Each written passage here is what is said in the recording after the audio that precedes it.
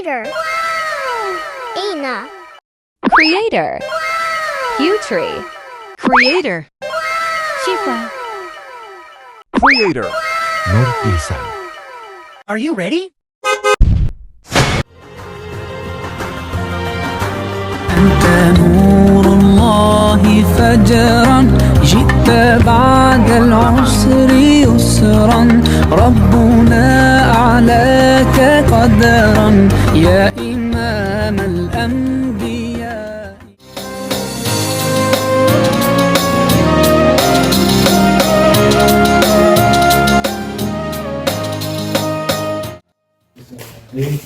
Assalamualaikum warahmatullahi wabarakatuh. Alhamdulillah, wassalatu wassalamu ala Rasulillah wa ala alihi wa sahbihi wa man wala. Bapak Benten, abdi pertawis di mahasiswa Universitas Islam Al Kuningan. Bade mungkin fokus kangge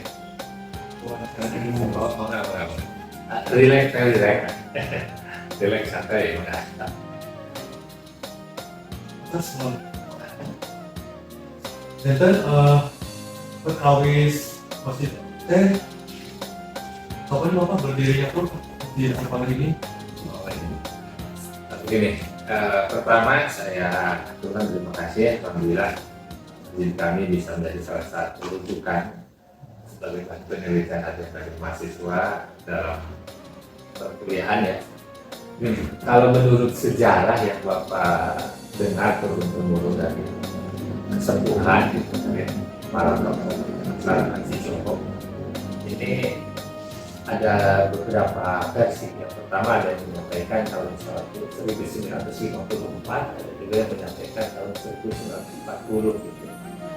Cuman kalau secara mungkin secara de facto 1940 sebelum merdeka itu tentu sudah ada, cuman masjidnya tidak sebesar ini, masih kecil, statusnya mungkin masih sholat, penduduk pun masih sedikit itu 1940 sebelum merdeka. Setelah merdeka 1954 masjidnya agak lumayan besar tapi masih dari kayu, terus penduduknya udah agak lumayan banyak. Nah itu kurang lebih seperti itu. Menurut Bapak, upami latar belakang pembangunan masjid ini apa nih?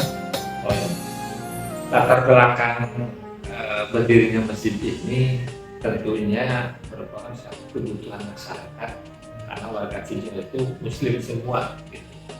Jadi mereka menginginkan satu tempat ibadah yang jadi fokus, satu tempat. Dulu sebelum luas seperti sekarang masyarakat Cijo masjid itu cuma ada satu di sini, bahkan waktu itu terbuat dari kayu. Nah, termasuk ini tanahnya pun wakaf gitu, dari salah satu tokoh masyarakat Cijo. Semakin banyak penduduk, otomatis masjid pun berubah, yang tadinya kecil lumayan besar. Nah itu bahkan masjid juga mengalami beberapa renovasi karena disesuaikan dengan jumlah penduduk yang banyak. Nah itu di antaranya. Nah ini yang melatar belakangi berdirinya masjid. Apalagi masyarakat di Jawa tahu bahwa masjid ini tidak hanya sebagai sarana ibadah, tetapi juga sebagai sarana untuk mempersatukan masyarakat. Karena dari masjid itulah terbentuk sikap-sikap merupakan karakter bangsa kita, yaitu sikap gotong royong dari masjid itu. Dari masjid itu terbentuk sikap gotong royong, kebersamaan, saling mengenal, sifat kekeluargaan, semua terbentuk dari masjid. Nah itu yang melatar belakangi berdirinya masjid. Sejarah berdirinya masjid ini pertama adanya inisiator para sesepuh bagaimana mendirikan masjid ini sebagai satu sarana untuk terbentuknya komunikasi antar masyarakat di masjid. di samping tentunya ingin mendapatkan para sholat berjamaah tentunya seperti itu. Karena tanpa adanya inisiator sesepuh tidak akan berdiri masjid ini. Itu yang pertama kali itu yang punya inisiatif ini. Termasuk yang punya inisiatif itu yang punya tanah ini, karena tanah ini wakaf dari mereka. Di samping inisiatif itu didukung oleh semua stakeholder, kepala desa. Dulu ini desa, bukan kelurahan dulunya. Kepala desa support, ketua BPD, ketua LPM, tokoh masyarakat, pemuda, pokoknya semua setuju lah kalau ini di sini dijadikan masjid itu. Nah, itu. Jadi inisiatif yang direspon oleh seluruh stakeholder maka berdirilah masjid ini. Bapak untuk masjid ini berapa kali khidmat? Kalau yang saya ketahui informasi dari para kesepuhan ini masjid sudah mengalami 2 kali renovasi sejak berdiri. Pertama tahun 1980, yang kedua tahun 2000 kemarin. Nah, jadi tidak dua. Pertama kan kayu, terus direnovasi sama tembok. Setelah tembok karena kebutuhan masyarakat bertambah, direnovasi lagi sampai seperti ini. Dulu 1 lantai dengan tembok, sekarang 2 lantai dengan tembok seperti ini. Nah, itu jadi 2 kali renovasi. Sebenarnya sih kalau renovasi kecil sering, ketika misalkan ada lantai yang retak, renovasi kecil gitu ya, atau pagar itu renovasi kecil. Kalau renovasi besar 2 kali, 1980 sama tahun 2000. Struktur pengurusan dan staf ini berapa? Semuanya 52, dari mulai Dewan Penasehat, pelindung ketua, sekretaris bendahara dan bidang-bidang, baik bidang imaro, idaro gitu ya, bidang media, itu semuanya 52 orang, ya 52 orang. Bapak mengalami pergantian kepengurusan berapa kali? Bisa dilihat di sini ya, di dinding kantor ini sudah 5 dengan yang sekarang. Tahun dulu kan pas berdiri itu belum terbentuk gitu. Terbentuk itu sekitar tahun 70-an lah, baru dikukuhkan ada ketua DKM. Sebelum 1970 itu sejalannya aja gitu. Pasti zaman dulu kan tidak seperti zaman sekarang, manajemen mesinnya bagus, terstruktur baik. Zaman dulu yang penting dipakai suatu jamaah gitu. Nah, ini harus 1970 sampai sekarang baru ada manajemen kepengurusan secara tertib, terstruktural. Nah, ini bisa dilihat yang pertama Pak Kiai Abdul Halim, yang kedua Pak Dudung, Abdullah, yang ketiga Pak Haji tadi, Bapak yang kelima yang sekarang Pak Haji Muhammad.